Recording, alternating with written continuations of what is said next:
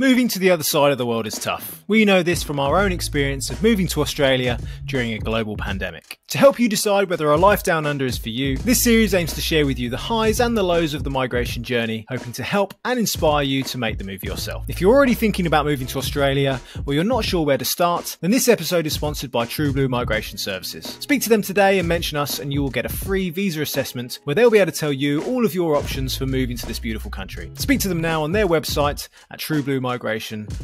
Our guest today spent over 9 years trying to perfect their move to Australia. What could have taken them so long? Would you have stuck with the process if it had taken you 9 years? And has their new life in Melbourne lived up to all the hype? I guess we're going to find out. G'day, Inya and Neil. How's it going? Oh, well, thanks, mate. You? Yeah, no, really good. It's getting to that stage at the end of term when all of the kids start going crazy and everything needs to be marked, and I'm still not used to these 10-week terms. And I'm sounding like a right whinging pom. How do you find it? Yeah, exhausting. You do get to sort of like the halfway through the term and you think, I just need a half term just to reset, relax, and just get some life admin done. But yeah, I mean, at least you get the big holiday in between terms, which is, you know, helpful and much needed. But yeah, it takes a lot to get used to. And I guess for anyone listening who's wondering, what the hell are they talking about?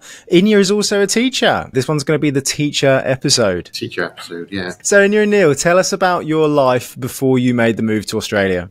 So we were living with my mum in London. Previously, Neil's from Stoke-on-Trent. Yep. So we had sold the house in Stoke-on-Trent, ready for, you know, us moving at some point to Australia. I had a job in London. We thought, you know what, we'll go to my mum's for maybe a year, maybe 2 years. 2 years max. 2 years max. That was the deal. We'll save money and it'll be great. This is our grand plan. Yeah, I was teaching. Neil was the premises manager at a school near mine. Yeah, working towards coming to Australia for several years, but sort of slowly getting that plan into action. Yeah. Thought we were really smart. Yeah, that was kind of what we were doing, wasn't it? For about 9 years? Yeah, it ended up being about 8-9 years in the making. So yeah, there's a lesson. Don't try and plan stuff to the nth degree, because when it goes wrong, you're like heartbroken.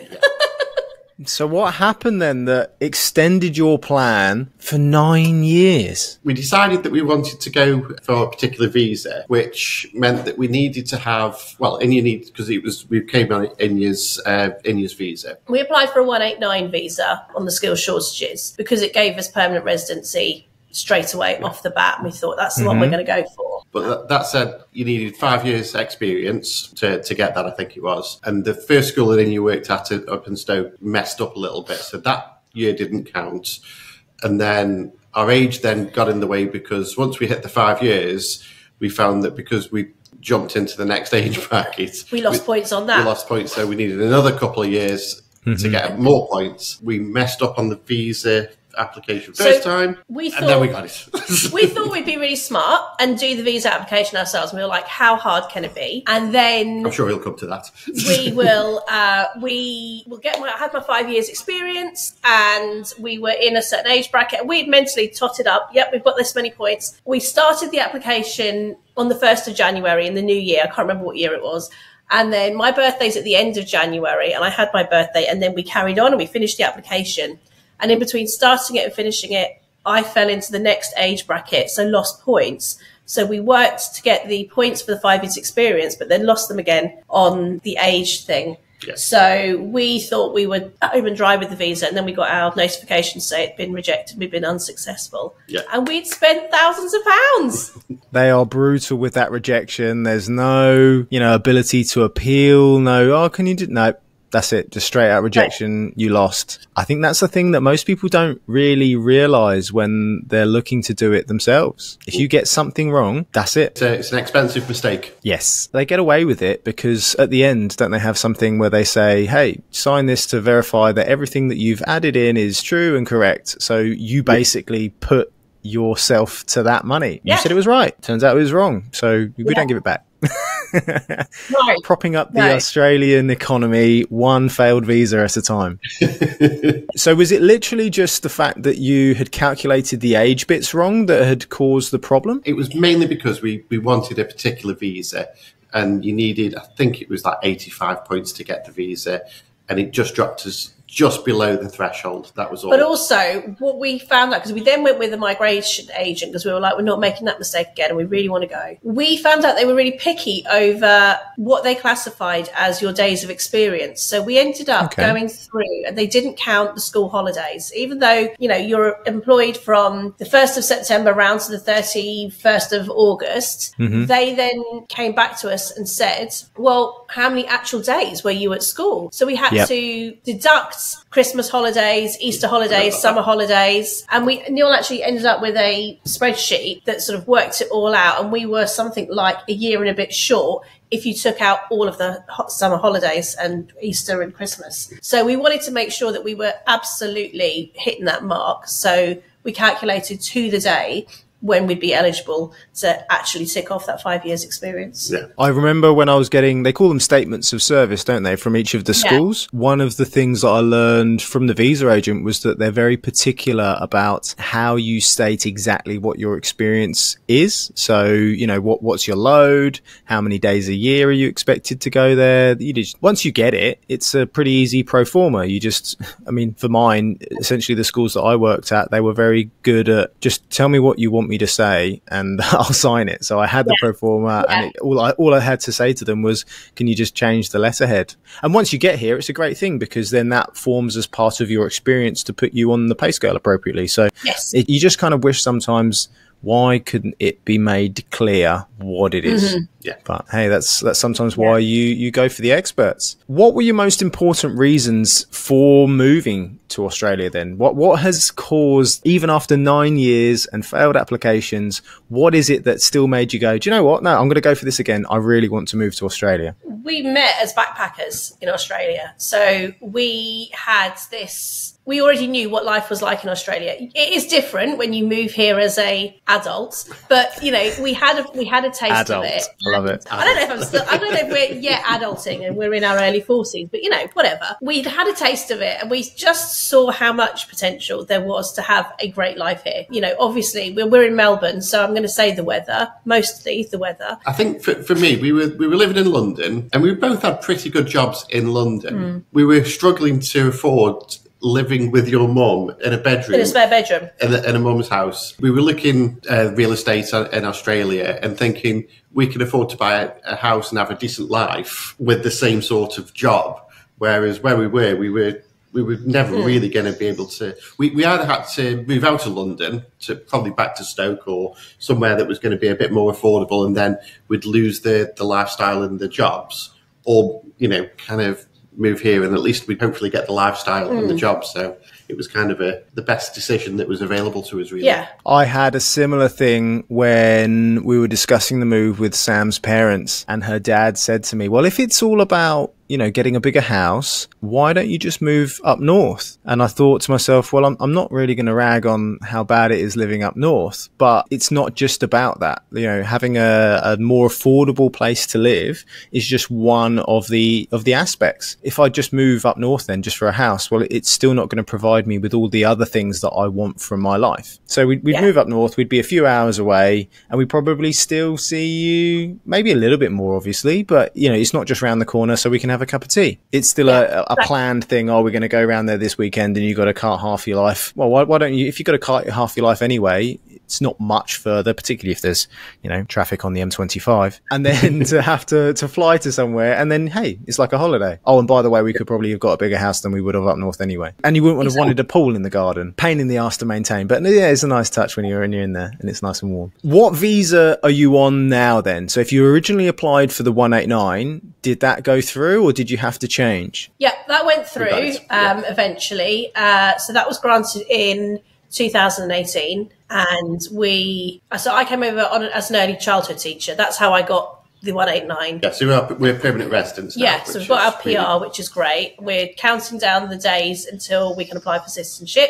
Yeah, I don't think I think if we hadn't have got the 189, I think we probably would have had to seriously rethink what we were doing. But yeah, we were just lucky in that we did. Persistence paid off. I think they were just so sort of like, oh, come on, second time round, and there were still loads of hoops to jump through, like, your statement of service. And then because I'm an early years teacher, I had to really, really prove that I had the experience in the right age phase, because they like it to be 0 to 8 here. And my PGCE is in 3 to 8. So that caused another hurdle. There was loads to do. English exam? Just a bit of a yeah, we ended up doing the IELTS. Or I ended up doing the IELTS. That was a nightmare. Yep. It was so much harder. You say about going for other visas. I'm always talking to people about why permanent residency is better. But obviously for certain people, if permanent residency isn't something which is achievable straight away, then, you have to look at your options and a sponsorship visa. If that's your route, it's a little bit longer, but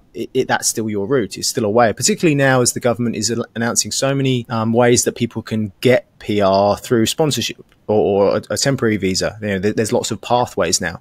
What put you off potentially going on a temporary or a sponsorship visa if you couldn't have got your PR? I think we were conscious that, and maybe unnecessarily, but we were conscious that if we were on a sponsored visa, we were beholden to our employer. So what if we got here and what was promised to us wasn't actually what life was like?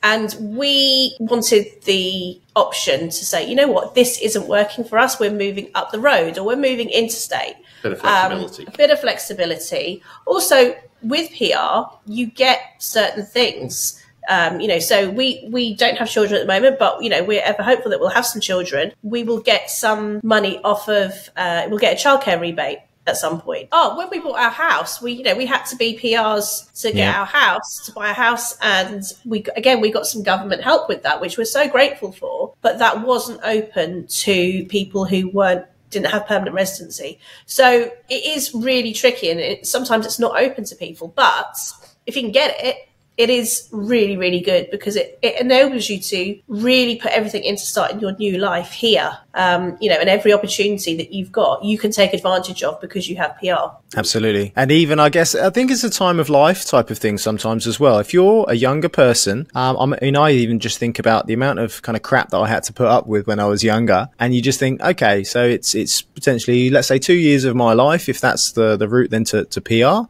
If I'm happy with putting up with that, and hey, let's face it, it's not really a bad life, is it, for those 2 years when you're in Australia?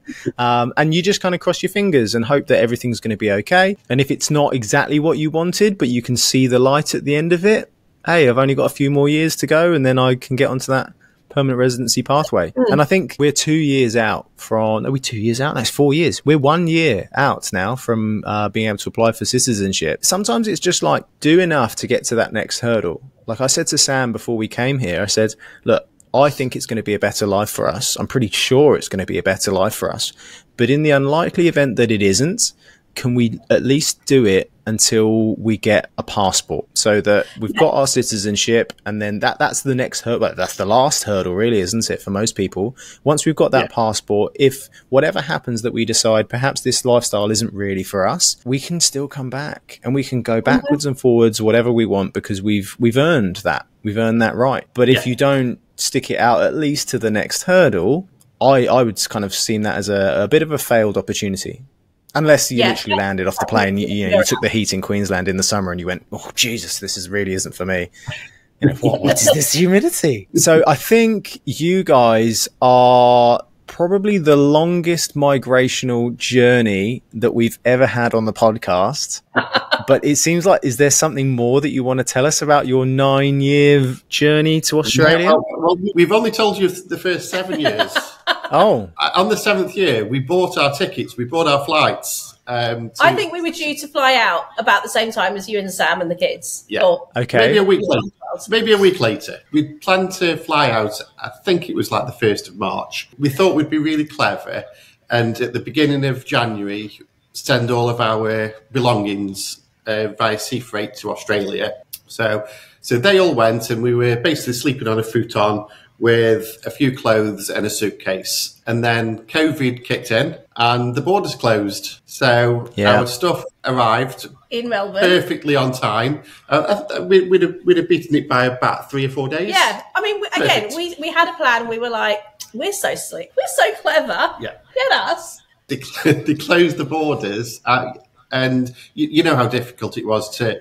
I think we had 9 cancelled flights. We just kept booking. And wow, 9. I think we hit 3 or 4. And I think after like the 9th one, we were just like, and we were really fortunate. Our employers took us back. Yeah. So because we'd given notice on our jobs. Yeah, jobs had been filled by other people. We were quite fortunate. Being in the education sector, they were desperate to get people just in and just help. Doing online teachings. So we basically did that for a couple of years, didn't we? Yeah, we just sat and waited. We were on the list for, again, because we were permanent residents, through our visa, we were eligible to be on the DFAT list, which is sort of, basically bringing Australians home. Yep. And we looked it up, we were eligible, and we thought, we'll jump on that list. And we kept getting the emails, but the flights went like that.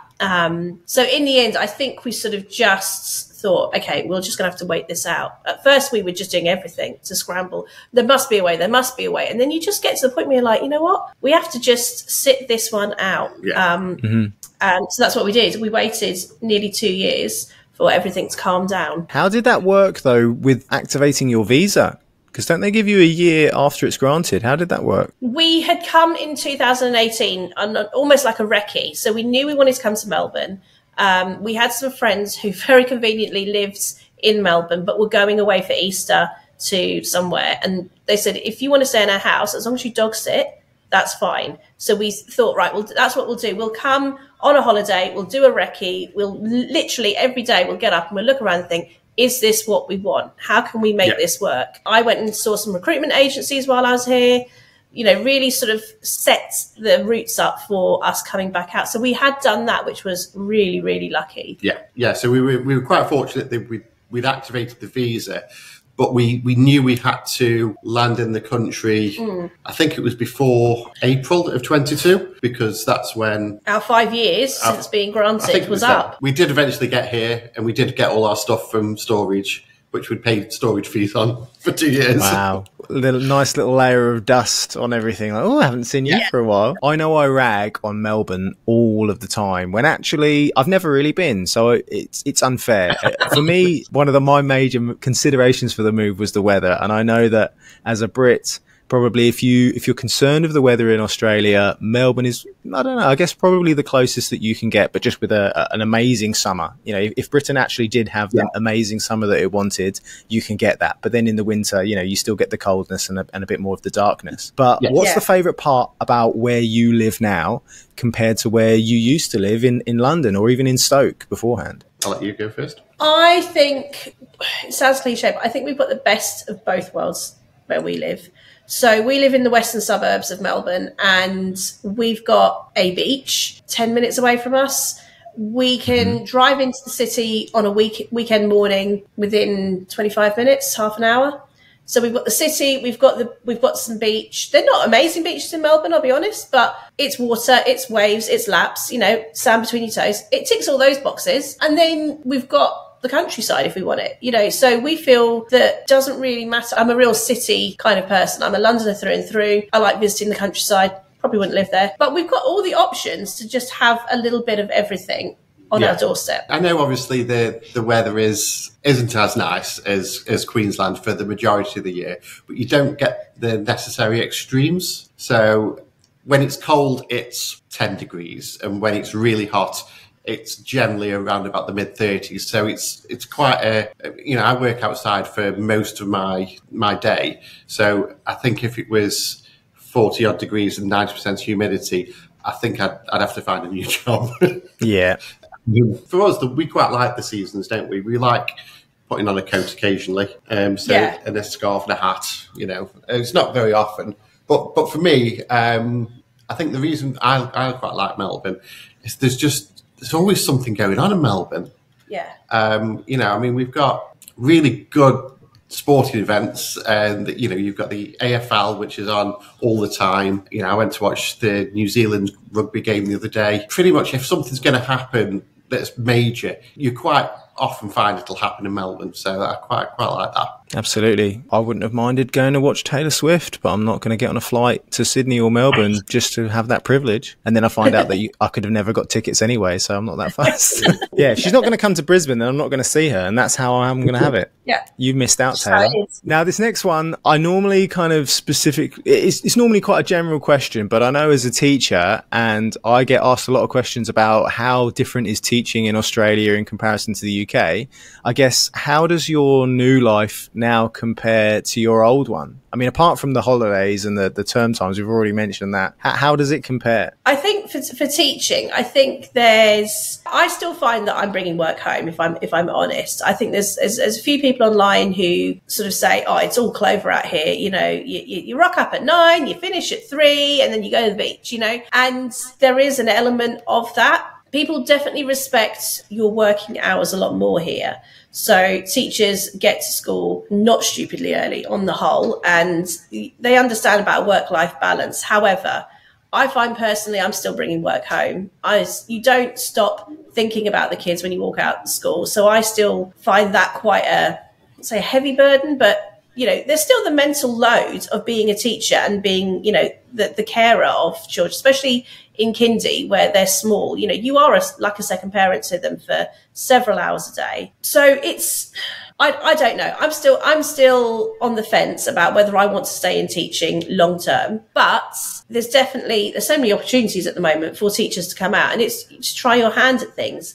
And it's not massively different to the UK, but you do get to finish work, and there's certainly people respect that you want to finish work and then go and do something after work. I felt in the UK I was a little bit like a pit pony. I'd get up in the dark, I'd go to school, I'd get to school for 7:15, do everything at school, and then especially in the winter, walk out of school in the dark, come home, have my dinner, go to bed, rinse and repeat. And there's definitely an element of shaking it up a little bit more here and thinking, oh, actually, you know what? We're going to go out after work, and that's acceptable. That's okay. It's manageable. Do you find that perhaps, especially if you've come from the UK and you've taught there for so long, it's a little bit of a hangover in the sense that you still have that same mentality to how you approach your work? And it's not to say that Australian teachers are worse at all, but, you know, we were trained differently. We were trained with, especially if you come from the state sector, like it's hectic, it's mental. There's so many kids and so little resources that, yeah, you're just on all the time, and you find that's what burns so many people out, I guess. You know, even us, as if you think, oh, we've lasted more than 5 years in teaching, we're the anomaly. We're the guys that, you know, well, most people don't last that long anymore. So do you think it's a little bit like that? Do you think you could ever learn to taper that off with the new Aussie lifestyle? You know what? You are 100% on the money there. It's taken me, I'm in my second year of teaching here, and it has taken me all of this time to get out of those old habits. You know, I still struggle with that. I still struggle with when I need to do lesson planning. I plan it in with a very British mentality of it's got to be amazing, it's got to be perfect, it's got to be, because, you know, you never know when you're going to get Ofsteded, you never know when someone's going to do a learning walk, and I think you just come into the industry like high octane, kind of like, whoa! And it's taken nearly 2 years for actually Neil to say, you need to chill out a bit. You know, not everyone is, like you say, it's not saying that Australian teachers are any less. You've covered quite a few lessons for other people. And I mean, one of the lesson plans was 3 photographs. Yeah, 3 photos. I covered PE, and it was 3 photos. And I'm not a sporty person. And I was like, oh my God. But when you think about it, you think, actually, I am completely overthinking this. I'm probably trying to end up burning myself out. It is a lot more chill, but you just have to get into that mentality of take a step back. Actually, no one actually really cares that much about your lesson plans. As long as they're on the SharePoint and you've documented stuff, there's just not that dog on your back looking over you and scrutinizing everything. As long as you can justify why you're doing it, you will be okay. But it's taken me almost 2 years to get to that point, and I'm just beginning to do that now. Do you find that, I mean, I don't know, because it's different to hear it from a more younger, early years primary perspective to me in secondary. I find one of the things, because assessment isn't so exam focused here, and you can then have that kind of mentality that, hey, we're not trying to prepare kids for bloody all exams all of the time.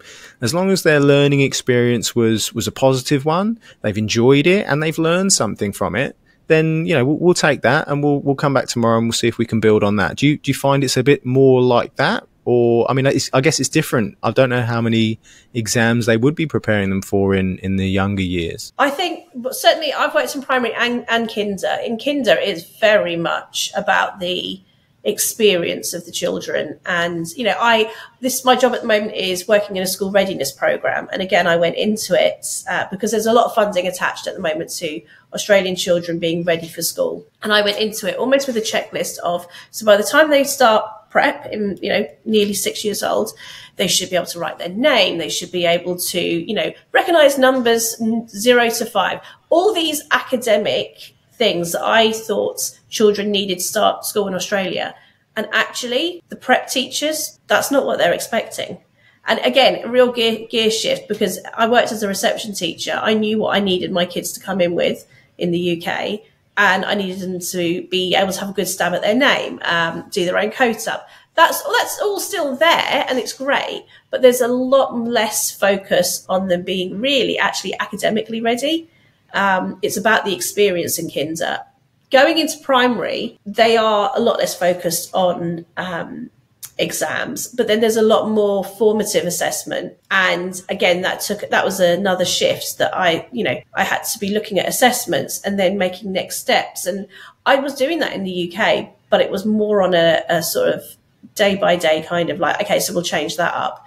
Here, I have to document it a lot more, but it does make you a more reflective teacher, I guess. But it's a gear change. You've just got to be ready to make that gear change. It's really easy to come over and say, oh, this is not the same, this is not the same, and get really wound up by it. But actually, you've come to a new country and you have to be ready to learn again. Because I felt like an NQT coming out here. I didn't really know the curriculum. It's supposed to be similar, but they've got different acronyms, and you have to be ready to just be like, you know what, I don't know this, but I'm going to learn it. And I guess one of the things, if you think about the rest of Australian society, which is probably the main reason why we're here anyway, they still have all of the things, people do all of the same jobs that we would experience in other countries around the world. So you can't really say that the education system is that bad when, you know, the society as a whole still functions perfectly well. You could argue better than some other developed countries. Do you know what I mean? So one of the things that I think is the biggest one, and that's where I have the least concern for my kids. I mean, I've got 2 girls, and you all know about how academic pressures can be so overwhelming for young girls. I don't have that concern anymore. Like if they want to choose another alternative pathway, if they want to do something more vocational, you know, oh, Dad, I didn't do so well in an exam. Well, is that the end of the world, mate? Do you need to do that exam for whatever you want to do? Is there an alternative? Don't worry, mate. You'll be fine. Yeah, I think Australia as a whole is a lot more open to alternative ways of learning and alternative ways of assessment and looking at the child holistically. I struggled when I came because I just thought this is not, that they're a bit too easy breezy with it. But I can see the benefits of letting children progress at their own pace. The UK is insane for benchmarking kids and being like they're not where they need to be. And again, I freaked out when I came. I was like, these kids are not where they need to be. What am I going to do? But actually, again, no one is that bothered by it. So why would I be bothered? As long as they're learning at their own pace, then nobody really is that concerned. And I keep saying it, I repeat it. It's a gear shift. You just have to get your head around the fact that you are the new person in this situation, and your mindset has to change to a certain extent in terms of fitting in with the system that you're in. But it did take me a good while to kind of be okay with that. How have you fit in then, Neil? How is your job different? Not really different now. And there's a lot more. The grounds are much larger here. I had basically a small rubberized playground to look after in my old school. Although it was a very old school, it was over 100 years old, so there was a lot of things falling apart on it. But yeah, it tends to be pretty much the same job with more gardening. But I love my job. I'm really fortunate. You know, I get to to leave early. I don't get the holidays like I did in the UK. I was really fortunate with the school I was in. I got really good holiday entitlements. But as a general rule, yeah, it's been pretty. You spend a lot of time outside. Yeah, I quite like being outside. It's quite a nice thing, you know. Get your headphones on, get an audiobook in, and just crack on. And yeah. What has been your biggest challenge then, apart from the adapting into the new lifestyle and having to be open-minded? What else has been the biggest challenge for you so far? I think for us, it's been relationships. So making friends. I mean, we have made friends, but it's quite difficult, especially when you're in your 40s. Your other peer groups they tend to have families, and because we don't have children, we're kind of locked off from, like, you know, family events and school groups and play dates and things like that. So it's been quite tricky, hasn't it, to make friends. You kind of do have to be that person that just says yes when people say, we're going out, do you want to come? Yeah. Be there. You know, you've got absolutely zero interest in the thing that they're going to do or where they're going.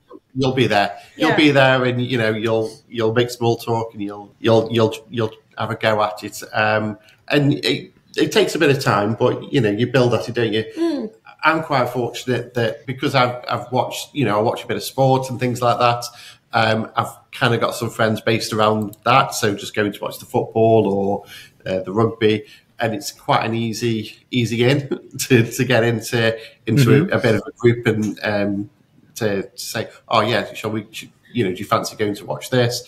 And it's quite an easy thing to go with people. Whereas I think you found it a bit trickier, haven't you? Yeah, a little bit trickier. But I think it's accepting where you are. You know that you are not, when you're backpackers. You know, you're squished in with everyone, and you make friends so easily. As you get older, it does become harder. I think that's whether you've migrated or you've moved up the roads to a different area. It's harder to make friends because people have already got their friendship groups. But like Neil said, you know, you've got to have that mentality of, I'm just going to go. I'm just going to do it. And I don't care if they think I'm a loser, because I might find a friend. And if I don't, well, never mind. But they are coming slowly together, aren't they? And I feel like we have got people that we could call on now to sort of say, you know, do you fancy a coffee? I'm seriously stressed with work, or do you fancy a coffee because I'm bored? You know, we have got people to call on, and that's nice when you get to that point. But yeah, always open to more friends.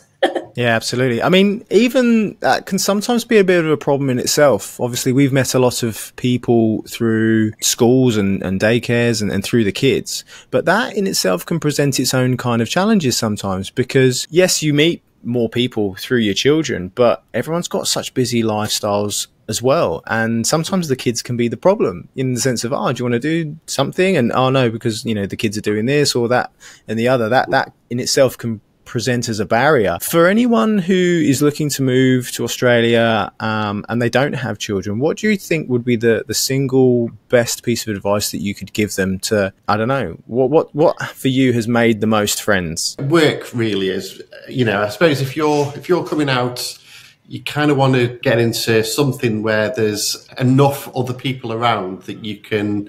In a school, it's perfect because everyone has the same lunchtime. At our school, everyone goes into a communal staff room and you sit around and you chat and you drink coffee and you bitch about your day or, you know, laugh about something that's happened. And that's where really our friendship groups have come from so far. They've come from work colleagues, you know.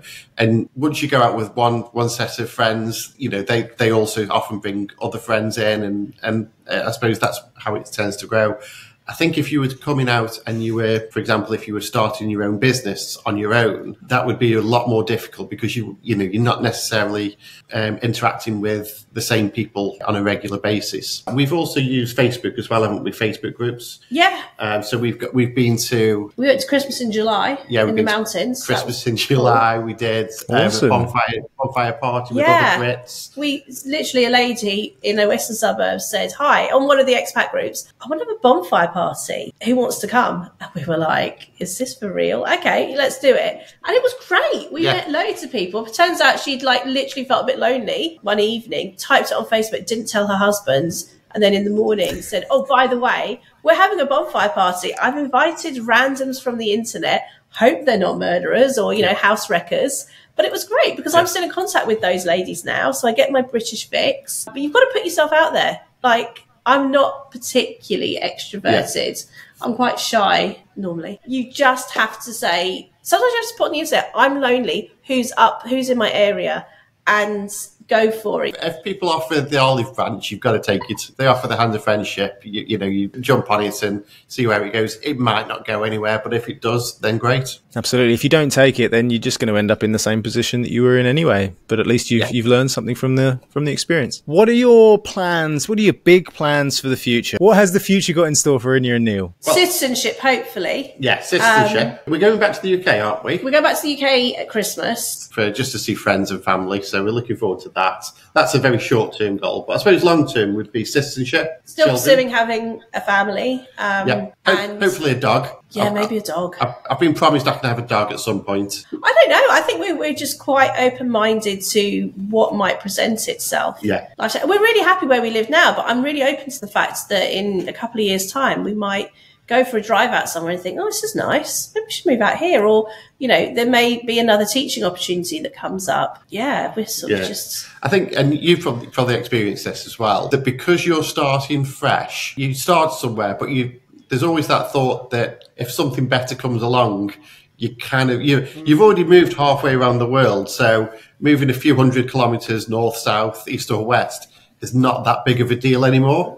So, if we suddenly found that we wanted to move to North Queensland, for example, because we love North Queensland, don't we? If we wanted to move to Port Douglas and suddenly there was a job available there, I think we would consider it. Yeah.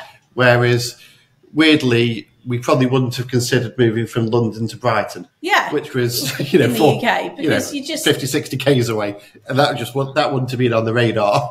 I totally agree. It's a mindset shift, isn't it? It's such a big thing to up your life and move to the other side of the world that once you've done that, you now feel kind of more free and emancipated, that in the sense of even like listening to how you were talking about if people are, we're going out and doing this. I'll be a yes person. You automatically shift. You get out of that rut and that rut of I get up in the dark, I go to work in the dark, and that's 6 months of my life that now you feel I can do anything. There's nothing I can't do, and the worst that's going to happen if it doesn't turn out to be what I want it to be is, well, I'm in exactly the same boat as I was before. What's the problem? I just tried it out, and actually what I figured out is probably I don't like that. And that's just one extra thing to tick off. I think that's the thing that I guess you need to be if you want to make Australia successful for you, is you need to be that, or at least become that yes person as a result of your move. And then, people make their own success, right? If you're open-minded to be successful in something, 9 times out of 10, that's what happens for you. But if you're not, if you're that, no, I'm not too sure, then guess what? You just manifested your own destiny, and it will be exactly as bad as you thought it was going to be. And we applied that same logic coming here. There were moments where I thought, are we doing the right thing? I don't know. Like I loved my job in the UK, but it's that idea of, well, try it. Somebody said to me before when I was having a wobble, but you're not a convict on a ship. You're not like signed up for 7 years or lifetime imprisonment there. You go, you do it. If it's not for you, come home. Like, what have you lost? Okay, you've lost a bit of money and, maybe a few years of your life, but in the grand scheme of things, you tried it. At least we're not going to sit as old people and think, I wonder if we would have had a better life in Australia. If we'd gone. Yeah. We've done it. We like it. But if we hadn't, we would have sat back in our old age and said, you know what? We gave it a go. Wasn't for us. Okay, cool. The world is a small place now, and it's never been easier to go and live wherever you want. So you're missing out on a major opportunity if that's something you can do and you choose not to do it. Yeah. What surprised you the most about the moving process? Well, because this was our third trip over to Australia, so we'd done this as backpackers. We'd been out here to validate the visa.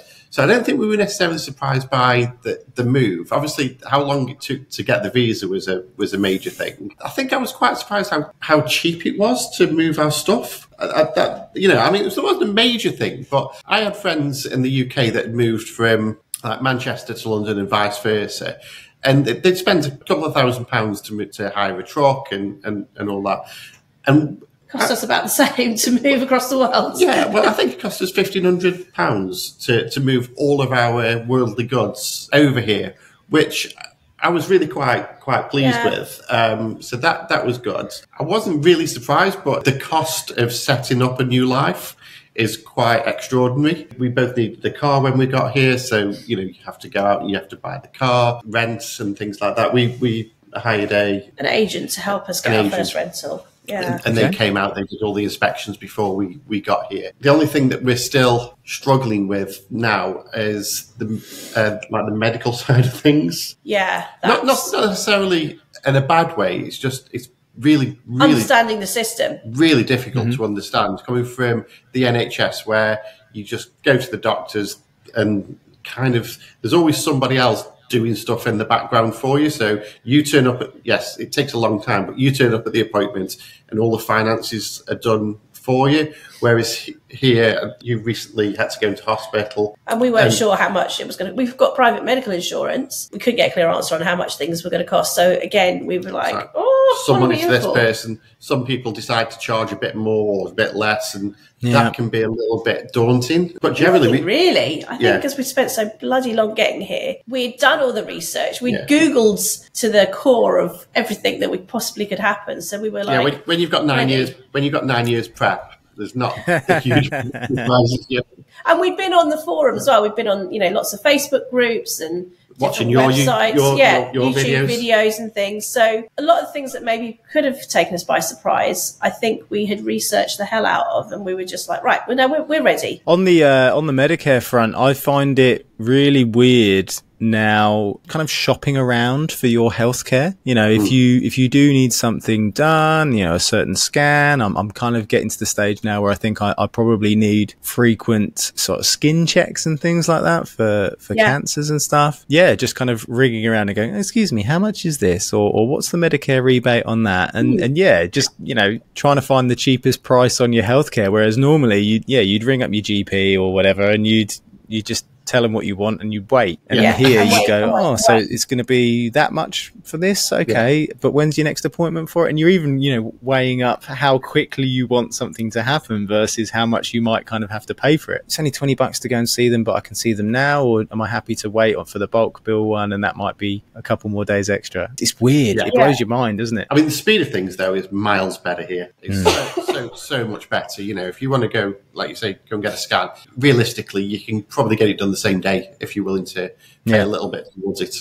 Do you have any regrets about the process? Not getting on it quicker. We were backpacking in 2007, 2008, and we met over here. We met backpacking. We came back, and pretty quickly I moved in with Neil. And from the get-go, we were like, we want to go back to Australia. We want to go back to Australia.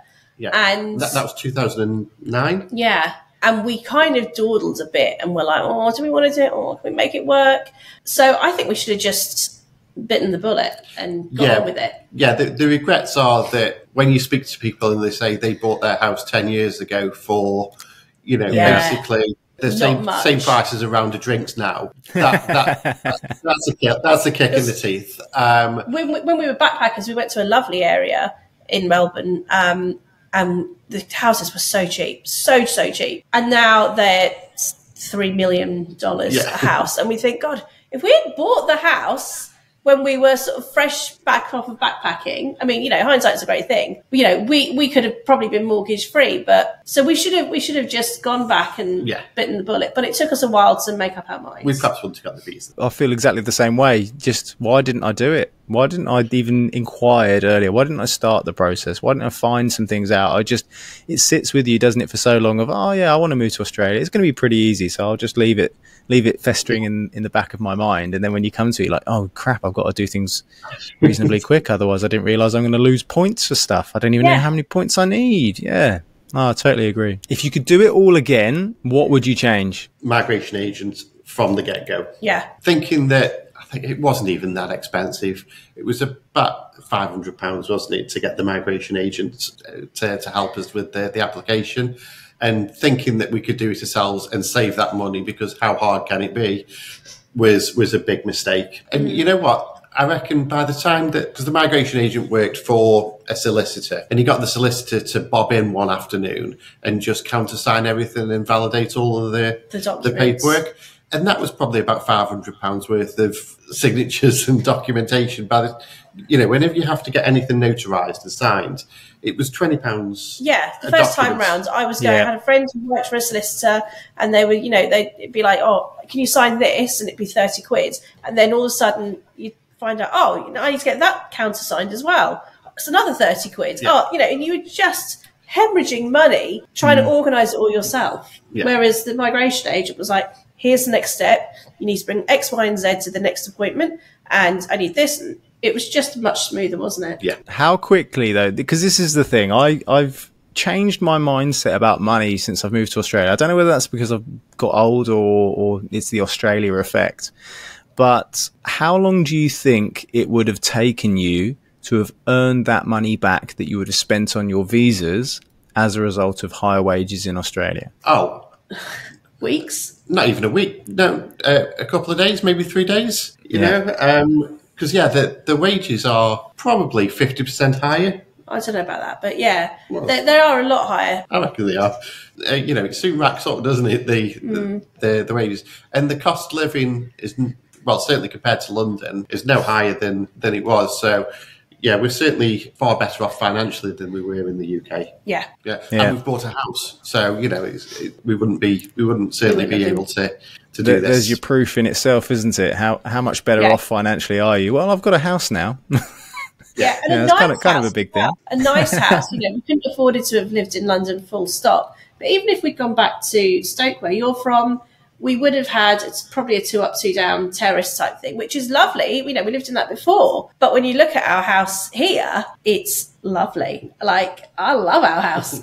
And I pinch myself every time I come home and I think, I'm coming home to my house, and this is and look how beautiful it is, like from the outside. It's so lovely. How far you've come from your mum's bedroom. Exactly. Shimmying around a bed because there wasn't enough room to, get around. Oh, it's just mind-blowing. And actually, I'm quite chuffed when we have visitors from home and they're like, how much does this cost you? And you're like, not even as much as, probably a terrace in Stoke type thing. It just... They can't believe it either, which is quite nice. What advice do you have for people wanting to make the move? So other than getting the migration agent, I think just follow it up. You've got, if you do think that it's the right thing to do, is you've got to go and get advice about what type of visa that you're realistically going to be able to get.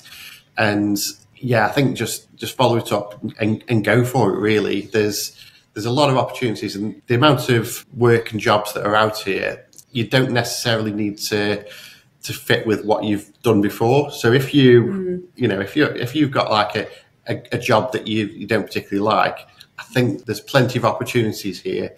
And I think what I've found is there's a lot more opportunity for people to have a go. If the job's not necessarily in your field or you haven't got that much experience, I think there's a chance that people will be like, oh, you know what? You can have a go at it. If you're not great, that's all right. We'll part ways with a handshake and you can try something else. There is that level of understanding that something might not be right for you. So you move on, no hard feelings. I've been teaching 12 years and I'm still like, oh, do you want to stay teaching? And I think here there's much more opportunity to explore other things and move sideways and things. And people don't think, oh, she's leaving her career in teaching. They think she's trying something different. She's trying out something different. And it's a lot more acceptable to have several things on the burner and think, well, what's best suits me? Yeah. And that's quite liberating. Thanks, Inya and Neil, for sharing your journey with us. And I hope it's given you all a greater insight in what it's like to move from the UK to Australia. And in particular, for what it's like being a teacher here. If you want to see more of what our life is like in Australia, as well as my experience as a teacher, then check us out on our YouTube channel at That Johnston Life. And if you've been inspired to make the move yourself, then don't forget to speak to our friends True Blue Migration Services. Follow the hundreds of positive Google reviews by filling in their free visa eligibility assessment today on www.truebluemigration.com. Let them tell you for free the easiest way for you to live your dreams down under. And I'll see you next time.